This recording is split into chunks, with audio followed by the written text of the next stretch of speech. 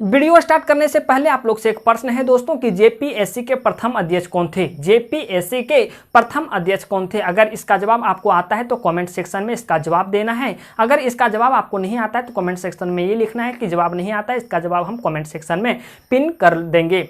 चलिए आज हम लोग पढ़ेंगे अधीनस्थ न्यायालय के बारे में। अधीनस्थ न्यायालय के बारे में अगर हम लोग न्यायालय की बात करें हैं तो इससे पहले हम लोग हाई कोर्ट के बारे में सारी की सारी जानकारी प्राप्त कर चुके हैं। हम लोग राज्य स्तर की बातें करते हैं तो दो न्यायालय सामने आती है, एक अधीनस्थ न्यायालय, एक होती है हाई कोर्ट जिसे हम लोग उच्च न्यायालय के नाम से जानते हैं, अर्थात उच्च न्यायालय, और एक अधीनस्थ न्यायालय। तो हाई कोर्ट से रिलेटेड सारी की सारी जानकारी प्राप्त कर चुके हैं। अगर आप उस वीडियो को नहीं देखें तो इस वीडियो के डिस्क्रिप्शन में जाएं। इस वीडियो के डिस्क्रिप्शन में हाई कोर्ट से रिलेटेड वीडियो का लिंक मिलेगा, उस वीडियो पर जाएँ और सारी जानकारी प्राप्त करें। चलिए दोस्तों हम लोग देखते हैं अधीनस्थ न्यायालय के बारे में। अधीनस्थ न्यायालय जो आते हैं वो डिस्ट्रिक्ट कोर्ट, अधीनस्थ न्यायालय के अंतर्गत डिस्ट्रिक्ट कोर्ट भी आते हैं। हालांकि आपको जानकारी के लिए बता दें कि डिस्ट्रिक्ट कोर्ट प्रत्येक जिला में होता है। हालांकि कोई भी जिला हो, झारखंड के कोई भी जिला हो या कोई भी जिला हो, किसी भी स्टेट की कोई भी जिला हो, प्रत्येक जिले में डिस्ट्रिक्ट कोर्ट होते हैं, डिस्ट्रिक्ट कोर्ट होते हैं। चलिए थोड़ी सी आपको जानकारी दे देते हैं।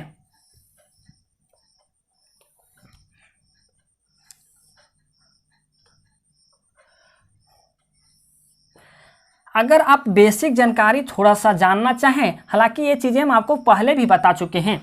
देखिए डिस्ट्रिक्ट कोर्ट, हाई कोर्ट और supreme court. Supreme court, high court और डिस्ट्रिक्ट कोर्ट। सुप्रीम कोर्ट के निर्देशानुसार हाई कोर्ट काम करती है और हाई कोर्ट के निर्देशानुसार डिस्ट्रिक्ट कोर्ट काम करती है, डिस्ट्रिक्ट कोर्ट काम करती है। हमारे संघीय शासन व्यवस्था में एकीकृत न्याय प्रणाली को अपनाया गया है, एकीकृत न्याय प्रणाली को अपनाया गया है, जिसमें से डिस्ट्रिक्ट कोर्ट, हाई कोर्ट और सुप्रीम कोर्ट आते हैं। ठीक है, अगर किसी भी केस का निपटारा नहीं होता है तो इसका अपील हाई कोर्ट में किया जाता है और हाई कोर्ट से अपील सुप्रीम कोर्ट में किया जाता है। फाइनली यहाँ निष्कर्ष निकाला ही जाता है, यहाँ से कहीं और अपील नहीं किया जाता है। अर्थात हम लोग कह सकते हैं कि राष्ट्र स्तर पे जो सबसे बड़े न्यायालय होते हैं उसे हम लोग सुप्रीम कोर्ट कहते हैं। अगर राज्य स्तर पे सबसे उच्च न्यायालय की बात करें तो सबसे अच्छे लेवल के न्यायालय की बात करें तो हाई कोर्ट होते हैं। ठीक है, ये राज्य स्तर के सबसे बड़े न्यायालय हैं, ये राष्ट्रीय स्तर के सबसे बड़े न्यायालय हैं। उम्मीद है आपको चीज़ें समझ आ गई होगी। आइए हम लोग देखते हैं कि अधीनस्थ न्यायालय, अधीनस्थ न्यायालय अगर आप पढ़ रहे हैं दोस्तों तो अधीनस्थ न्यायालय से रिलेटेड आपको दो अनुच्छेद काफ़ी इंपॉर्टेंट हैं। दो अनुच्छेद काफ़ी इंपॉर्टेंट हैं। 233 ये कहता है कि जो न्यायाधीशों का, अधीनस्थ न्यायालय में जो न्यायाधीशों का नियुक्ति होगा उनके संदर्भ में बातें की गई है। न्यायाधीशों की नियुक्ति के संदर्भ में बात की गई। इसमें यह बताई गई है कि कोई भी डिस्ट्रिक्ट कोर्ट में कोई भी न्यायाधीश की जो नियुक्ति होगी वह किसके परामर्श के बाद होगी और कौन नियुक्ति करेंगे और किसके कहने पे नियुक्ति करेंगे। ठीक है, इसकी योग्यता हालांकि हम लोग देख लेंगे। अनुच्छेद 235 कहता है कि अधीनस्थ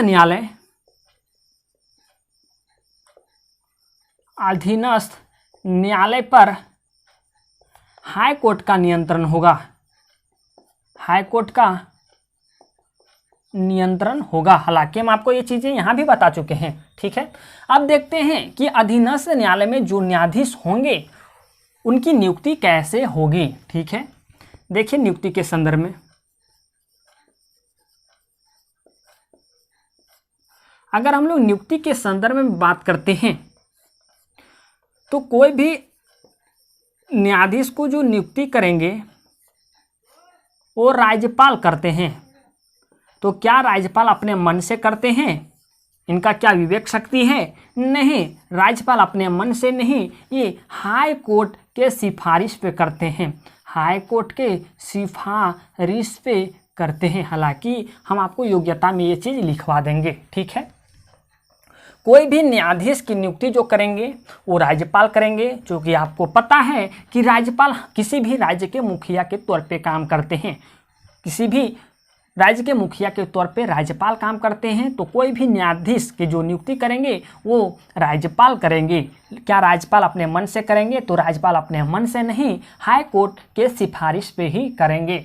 हाई कोर्ट जिस नामों को सिफारिश करेगी वही नामों को लेकर के राज्यपाल उस व्यक्ति को न्यायाधीश नियुक्त करेंगे। ठीक है, अब देख लेते हैं नियुक्ति के संदर्भ में चीज़ें आपको पता हो गया। अब इनकी देखते हैं कि इनकी योग्यता क्या होनी चाहिए। कोई भी व्यक्ति को तो न्यायाधीश नहीं नियुक्त कर दिया जाएगा, नहीं किया जाएगा। तो इनकी योग्यता हम लोग देख लेते हैं, इनकी योग्यता क्या है। ठीक है, इनकी योग्यता पहला है कि लाभ के पद पे नहीं होना चाहिए, लाभ के पद पर नहीं होना चाहिए।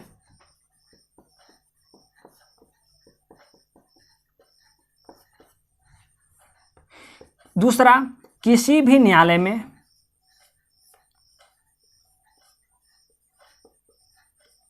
अधिवक्ता के तौर पे 7 वर्षों तक काम किए हों।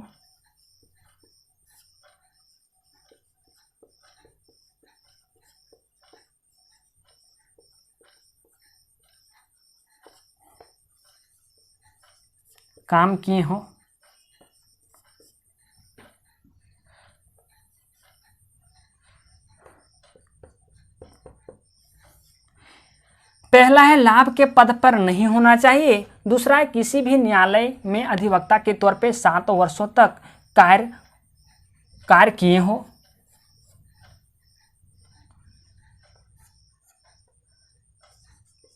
भारत के नागरिक होना चाहिए।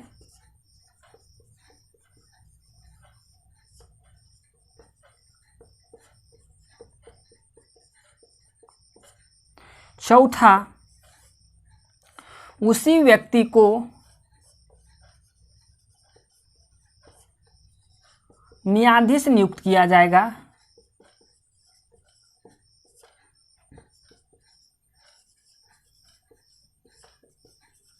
जिस व्यक्ति के नामों को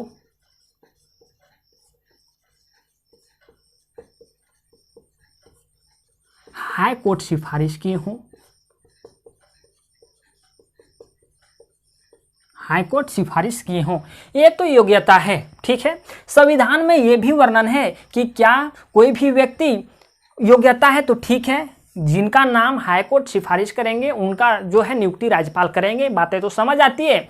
कुछ संविधान में ये भी प्रावधान है कि अगर राज्यपाल के नज़र में कोई विधि का अच्छे विशेषज्ञ हो, संविधान का एक अच्छे विशेषज्ञ हो, जैसे कि आमतौर पे आप भी देखते होंगे, अपने शहर में देखते होंगे या अपने टोला मोहल्ला में देखते होंगे कि अच्छे से वो जानकार होते हैं, अच्छे से जानकार होते हैं संविधान के प्रति। अगर राज्यपाल के नज़र में वो हैं तो राज्यपाल उनको न्यायाधीश के रूप में नियुक्त कर सकते हैं। योग्यता नहीं भी होगी तो भी उनको नियुक्त किया जा सकता है। अब ये नियुक्त किया जा सकता है कि फिर यहाँ वही बात आ जाता है कि क्या फिर वे अपने मन से करेंगे? नहीं, वे अपने मन से नहीं करेंगे, वे हाई कोर्ट के सिफारिश पे ही करेंगे।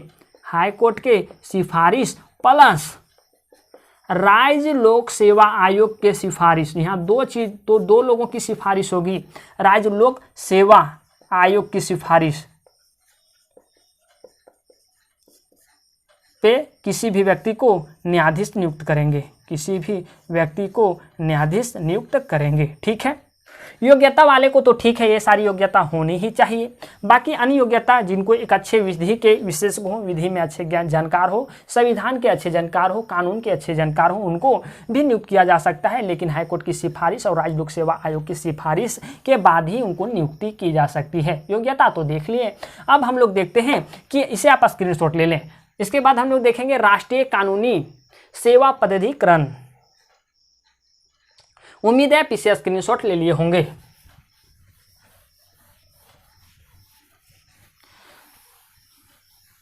अब ये क्या है, राष्ट्रीय कानूनी सेवा पदाधिकरण क्या है?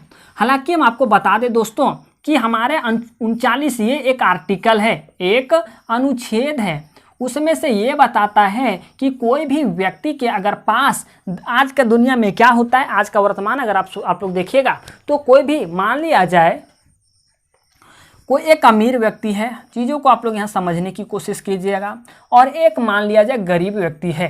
ठीक है, गरीब व्यक्ति है। हालांकि अगर ये देखा जाए गरीब व्यक्ति जो है वह कुछ गलती भी नहीं किया है, कोई भी गलती भी नहीं किया है, और अमीर व्यक्ति की पूरी गलती है।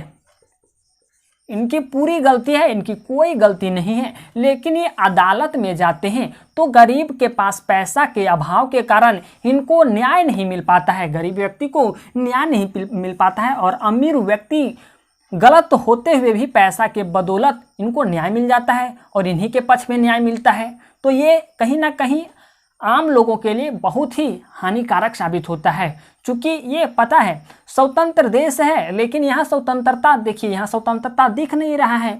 हालांकि इसी चीज़ की समस्या का समाधान करने के लिए 39 ये, हालांकि हम लोग यहाँ क्या देखें कि बलबूते किसी भी व्यक्ति पैसे के बलबूते न्याय को जीत जाते हैं। तो ये ही चीज़ को हटाने के लिए एक आर्टिकल हमारे संविधान में है 39 ये क्या कहता है कि मुफ्त न्याय की अधिकार को बताता है कि किसी भी व्यक्ति को अगर पैसा किसी के पास नहीं है तो उनके पास कुछ सेवाएं दिया गया है 39 ये के तहत। संसद ये नियम बनाया है 1987 में कि किसी भी व्यक्ति के पास अगर पैसे वगैरह नहीं है तो उनको मुफ्त न्यायालय का भी प्रावधान किया जाए। ठीक है, ये 1987 में है।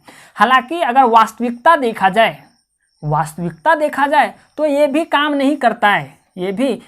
नहीं करता, हालांकि संविधान में लिखने के लिए तो बहुत चीज़ें लिखी गई है, लेकिन क्या वास्तविक अगर आप अपने रियल लाइफ से रिलेट करें तो क्या ऐसा सारी चीज़ें मिलती है? अगर आप भी अदालत जाते हैं फिर भी वहाँ पैसा की बात होती है। हालांकि ये लिखा हुआ है संविधान में, लेकिन ऐसा होता नहीं, छोड़िए हम लोग वो बात को। तो 39 ये कहता है कि किसी भी व्यक्ति को मुफ्त न्यायालय भी मिलना चाहिए। ये संसद ये कानून बनाई है 1987 में। ठीक है, 1987। अब यहाँ बात आती है कि क्या सभी लोगों को मुफ्त न्याय मिलना चाहिए? तो नहीं। वैसे व्यक्ति देखिए कौन कौन व्यक्तियों को मिलना चाहिए। महिलाओं को मिलना चाहिए, प्लस बच्चे को मिलना चाहिए मुफ्त में। दूसरा, अनुसूचित जाति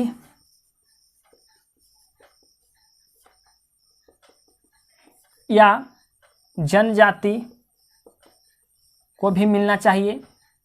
तीसरा, हिरासत में लिए हुए व्यक्ति को भी मिलना चाहिए मुफ्त न्यायालय। ठीक है। चौथा, बाढ़ से पीड़ित व्यक्ति,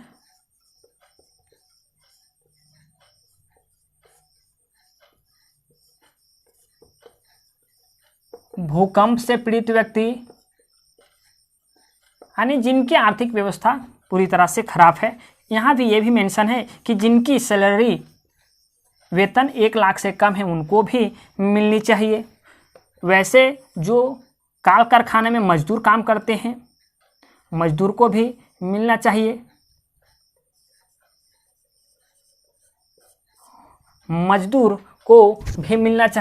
अब और लिखिएगा, दिव्यांग लोगों, जैसे कि आप लोग कहते हैं कि विकलांग लोगों को भी मिलना चाहिए। ठीक है, आप लोग लिखिएगा 7वां, ये हो गया आपका 8वां हो गया कि भिखारी को भी मिलना चाहिए। तो आप ये सारी चीज़ें लिख सकते हैं। 8 चीज़ें आपको ऐसे व्यक्ति को मुफ्त न्यायालय मिलने की प्रावधान हमारा संविधान में है। ये संसद 1987 ईस्वी को यह प्रावधान बनाई है। चलिए अब देखते हैं अदालत। देखिए एक डिस्ट्रिक्ट कोर्ट होते हैं, उनके अंदर भी बहुत ऐसे अदालत होते हैं जिसे हम लोग कहते हैं मुंसिफ मजिस्ट्रेट अदालत। चल हालांकि हम आपको भी यहाँ लिखवाएंगे, उम्मीद है आप इससे स्क्रीनशॉट ले लिए होंगे।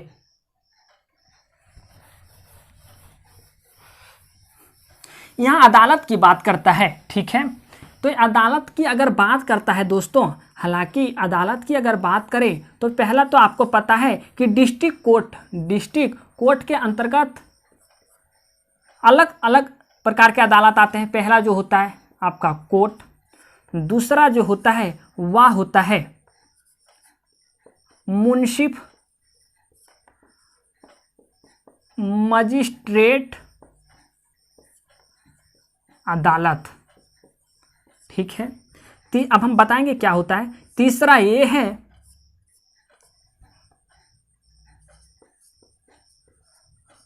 द्वितीय श्रेणी का न्यायिक मजिस्ट्रेट न्यायालय, मजिस्ट्रेट अदालत। चौथा ये है रेलवे विशेष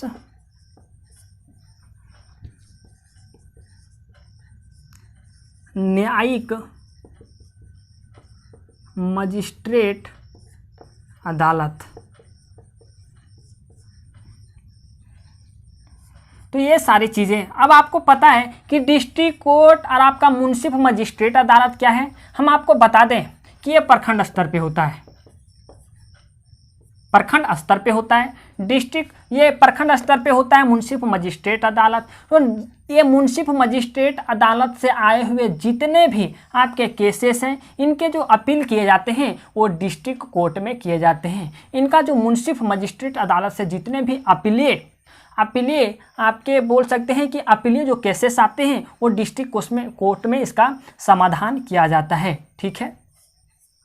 अब द्वितीय श्रेणी के, इनको हम लोग मजिस्ट्रेट अदालत को द्वितीय श्रेणी के भी अदालत कहते हैं। डिस्ट्रिक्ट कोर्ट में अगर देखा जाए, डिस्ट्रिक्ट में देखा जाए तो सबसे बड़े जो लेवल के कोर्ट होते हैं उसे डिस्ट्रिक्ट कोर्ट कहते हैं, और उसमें से द्वितीय स्तर के एक कोर्ट होते हैं उससे थोड़ा सा नीचे, जिससे हम लोग कहते हैं मजिस्ट्रेट अदालत। ठीक है।